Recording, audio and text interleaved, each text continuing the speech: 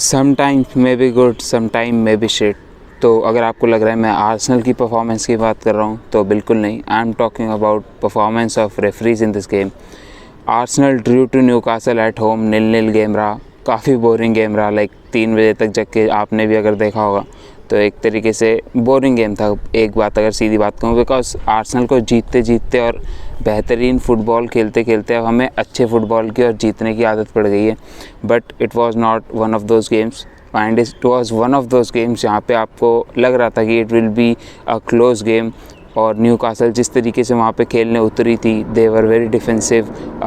Starting से ही लग रहा था that they were playing for a draw. जैसे ही उन्होंने स्टार्टिंग में आर्सेनल की इंटेंसिटी देखी, दे were playing for a draw. They have got the best defensive record in the league. तो ये अपने आप में एक टेस्टामेंट है उनके डिफेंसिव रिकॉर्ड के लिए।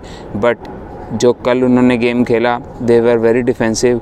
और रेफ़ के लिए अगर मैं कहूँ तो रेफ़ वॉज वेरी शिट। तो इन्हीं सारे पॉइंट्स को डिस्कस करते हैं कि आर्सेनल से कहाँ मिस्टेक्स हुई and where Newcastle played well and how shit was the ref. इन्हीं सारे पॉइंट्स को डिस्कस करते हैं आगे चल के।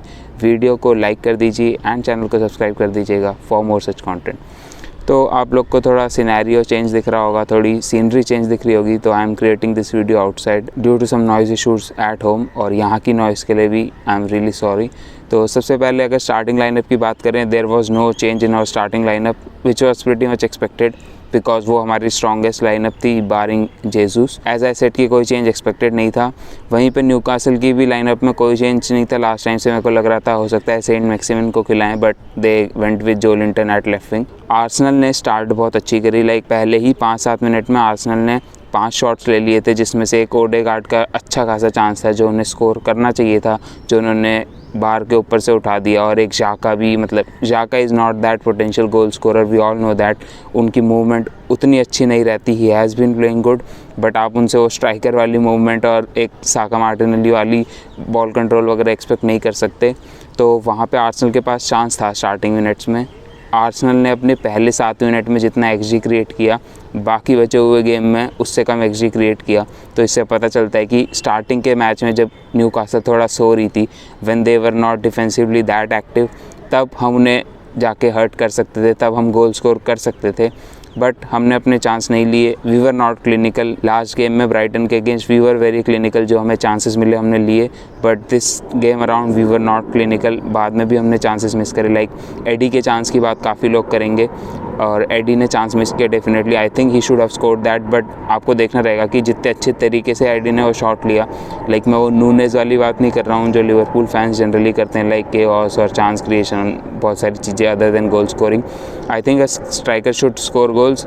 पिछले 1-1.5 साल में हमें स्ट्राइकर से गोल की एक्सपेक्टेशन हट गई है। लाकाजेट थे, फिर गैब्रियल हेजूस भी is not a very potent goal scorer. अगर सही बात तो ये है, he is not the best goal scorer around, but Eddie has been decent in his absence. 2 starts, 2 goals for Eddie Nketiah. but कल जो उन्हें एक ही चांस मिला, आई थिंक एडी को उसके अलावा कोई चांस नहीं मिला था। अराउंड 70-80 मिनट के आसपास वो चांस था।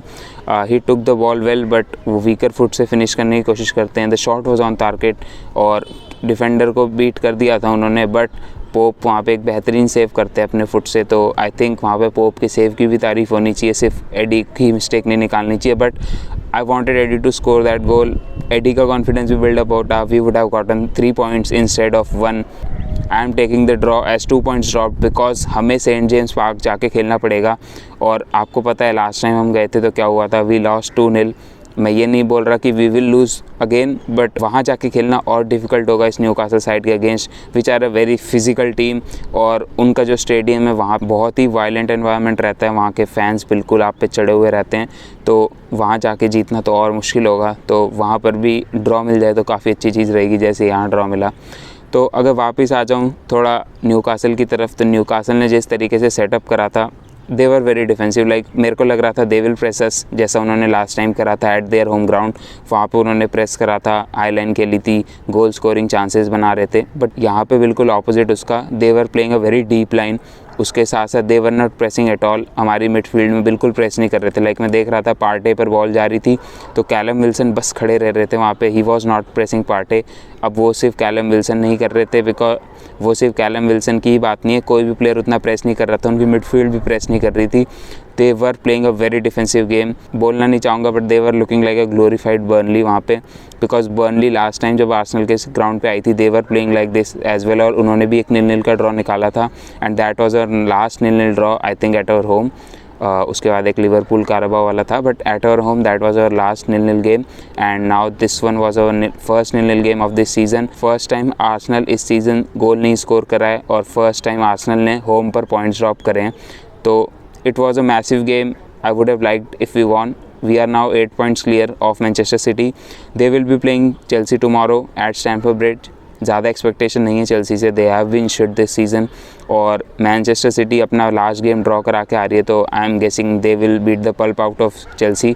बट स्टिल अगर वो जीत जाते हैं तो we will remain 8 point clear, और अगर सिटी जीत जाती है तो we will remain 5 points clear, which is a decent enough gap in my opinion, considering अभी हमारी कोई साइनिंग नहीं आई है। और साइनिंग्स की ही बात करूँ तो वी रियली नीड साइनिंग्स यहाँ पे, स्पेशली अटैकिंग साइनिंग्स। आप मिडफील्डर की बात, सबकी परसेप्शन अलग है मिडफील्डर साइनिंग के अराउंड। काफ़ी लोग का मानना है that we should get a midfielder signing, काफ़ी लोग का मानना है वी शुडंट, और मेरा मानना है we should if we can get. पर आई थिंक बिना मिडफील्डर के हम काम चला सकते हैं, बिकॉज हमें पार्टे का रिप्लेसमेंट चाहिए एंड जनवरी विंडो में हमें पार्टे का रिप्लेसमेंट नहीं मिलेगा, बट हमें अटैकिंग ऑप्शंस चाहिए। हमारे पास पहले से अटैकिंग ऑप्शंस कम थे, पर अभी गैब्रियल जेसस की इंजरी के बाद नेल्सन भी इंजर्ड है, स्मिथ रो भी इंजर्ड है, वी डोंट हैव एनीवन। हमारे जो 3 खेल रहे हैं they are our only attacking options, और अगर फाबियो वियरा को लेंगे तो, पर वो he is more like a number 10 और नंबर 8, आप उसके अटैकिंग ऑप्शंस तो उतना नहीं बोल सकते। तो we don't have anyone on the bench. आप बेंच देखिए, अगर आर्टेटा किसी को लाना चाहते हैं at 70th minute 80th minute, fresh legs डालना चाहते हैं, who can he bring? There was no one. आप मार्किनस तो नहीं लाएंगे इस गेम में, फाबियो वियरा भी इतने फिजिकल गेम में आप नहीं लाते, तो वहाँ पर कोई भी नहीं था बेंच पे आर्सेनल के।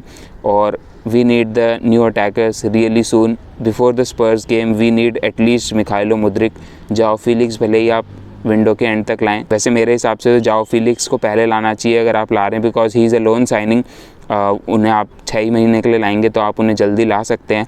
वहीं पे मुद्रिक की डीलिंग में हो सकता है थोड़ा टाइम लग जाए, तो बट अब देखना रहेगा आर्सेनल क्या करती है। But before the Spurs game I think we need 1 attacker more. अभी 2 वीक्स हैं आराम से, 2 वीक्स तो पूरे नहीं हैं बट स्टिल 11-12 दिन है, तो I think we should be able to bring 1 signing if we are serious, because ये 3 प्लेयर थक जाएंगे। लाइक हमने देखा अभी पिछले 4-5 दिन में या 1 हफ्ते में उन्होंने 3 गेम्स खेले और दिख रहे थे। Martinelli was tired, like Martinelli की performance was very poor, like one of the worst performance of Martinelli in the last season. मतलब 2 सीज़न की बात करें उससे पहले तो बेकार परफॉर्मेंस रही हैं।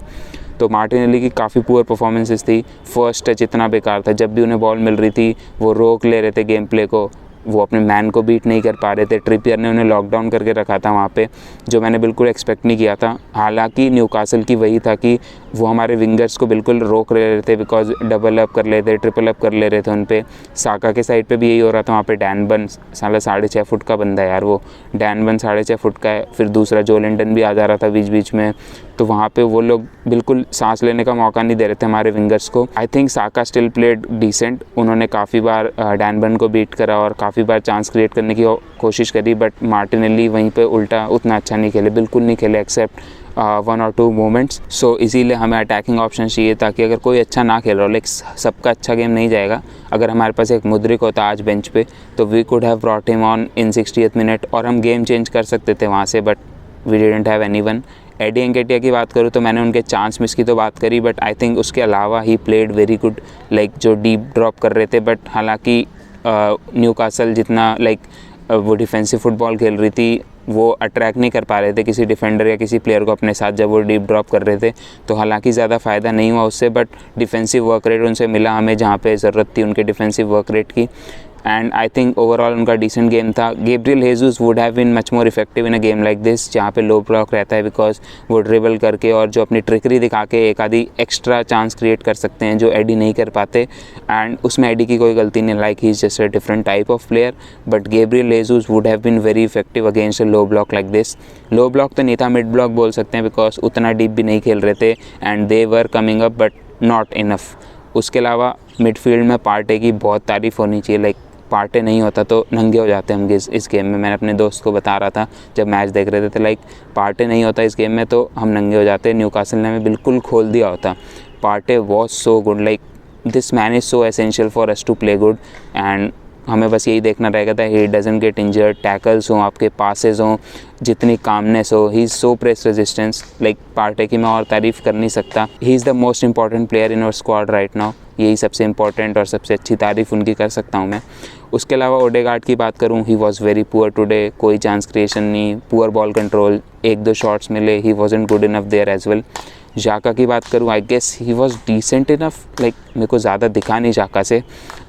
ही was good going forward starting minutes में, फिर वो डिफेंसिवली सॉलिड थे और I think he works hard. Like आप जाका की बात करें, उनका मोबिलिटी बहुत सही हो गई है। लाइक पहले सब बोलते थे that Xhaka is not mobile enough, but I think his mobility has been improved so much.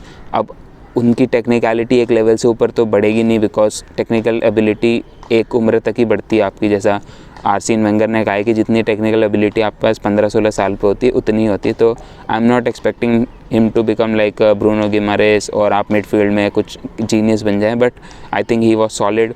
Defensively we were solid, like Ben White was very solid, Zinchenko was very good. हमारा attack carry कर रहे थे second half में तो काफ़ी हद तक। उसके साथ साथ प्रेस रेजिस्टेंस तो है ही जिंचेंको, और ऐसा लगा नहीं, काफ़ी लोग बोल रहे थे that Almiron might be able to get at him, but बिल्कुल भी हुआ नहीं वो। वहीं पे Saliba and Gabriel were solid, specially Gabriel. Like Gabriel ने इतनी हेडेड क्लियरेंस करी है ना, बता नहीं सकता।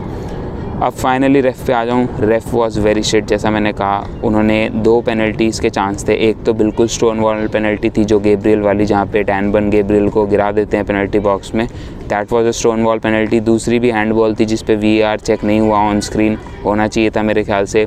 उसके अलावा he was poor, he lost the control of the game in the first half, he was throwing yellow cards at his will, और न्यूकासल प्लेयर्स उसे प्रेशराइज कर रहे थे to throw yellow cards at player. Odegaard वाले में he got pressurise by the Newcastle players to give him a yellow card which was never a yellow card. तो ऐसी सारी हरकतें हुई रेफरी की तरफ से। He was looking like a novice, और वो जो मैच का सीन था उसमें बैठ नहीं पा रहे थे। उसके साथ साथ न्यूकासल इतना टाइम वेस्ट कर रही थी, उसके लिए उन्होंने कुछ नहीं किया। लाइक न्यूकासल और आर्सेनल वाले गेम में सिर्फ 53 minutes ball was in the game, which is 8 minutes less than the average which is of 61 minutes I guess, और वही बहुत कम होता है। But Newcastle were wasting time, उनकी टैक्टिक्स वही थी स्टार्टिंग से, they were playing for a draw and the referee let them play that way, और even we let them play that way, क्योंकि हमारे पास ऑप्शंस उतने नहीं थे and we had to be defensively solid because वो हमें काउंटर पे ले सकते थे with Wilson in there attack. तो I guess it was 2 points drop, but I am not very disappointed. आपको लग रहा है कि मैं बहुत डिसअपॉइंटेड हूँ, तो उतना डिसअपॉइंटेड नहीं हूँ, because it was a game which we could have even lost. At least आप जीते नहीं तो एटलीस्ट आप हारे भी नहीं, we got a point. Draws रहेंगे इस सीज़न में, ऐसा नहीं है हम सारे मैच जीतेंगे, तो इस बात को हमें ध्यान में रखना चाहिए, और एक this was a good reminder of that. And moving on to the next games, उनकी प्रीव्यू वीडियो बनाते हैं। आज की वीडियो में इतना ही, मिलता हूँ अगली वीडियो में, तब तक के लिए take care and good bye.